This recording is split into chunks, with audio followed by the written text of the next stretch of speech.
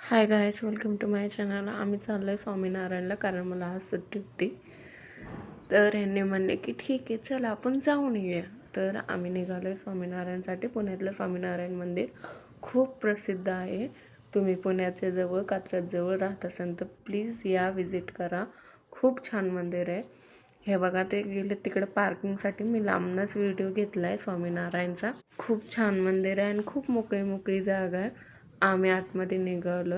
ते म्हणतात की सारखं व्हिडिओ काढत राहते. मग मी त्यांना पण दाखवत होते, ते हसत होते. बघू शकता तुम्ही मंदिर खूप मोठं आहे आणि खूप छान आहे. आणि मंदिरचं मेन गोष्ट म्हणलं ना, छोट्या छोट्या कारागिरीने काम केलं आहे. तर खूप सुंदर आहे मंदिर. तर हे मला हात धरून वरते जणू काय मी लहान बाळ आहे. बघा तुम्ही किती छान आहे. मी बाहेरनं पण व्हिडिओ घेतला आहे. लहान पोरांसाठी पण खेळायसाठी जागा आहे. तर खूप छान आहे हा मंदिर. तर तुम्ही येऊ शकता, बघू शकता. भरपूर छोट्या कारागिरींनी बनवलं आहे मंदिर. खूप सुंदर आहे. आतमध्ये मोबाईल अलाउड नव्हता, तर मी गपचूप व्हिडिओ घेतला आहे. जास्त काही शूट करता आलं नाही. तर बघू शकताय मंदिर तुम्ही. खूप सुंदर बनवलं आहे. आम्ही तर हेच विचार करतो की बनवणाऱ्याने खूप जीव मन लावून मंदिर बनवलं आहे.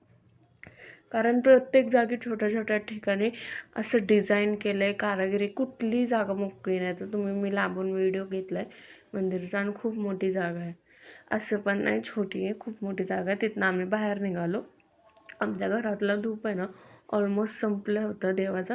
तर हे म्हणले घेऊया. तर मी 2 धूप घेतला आहे.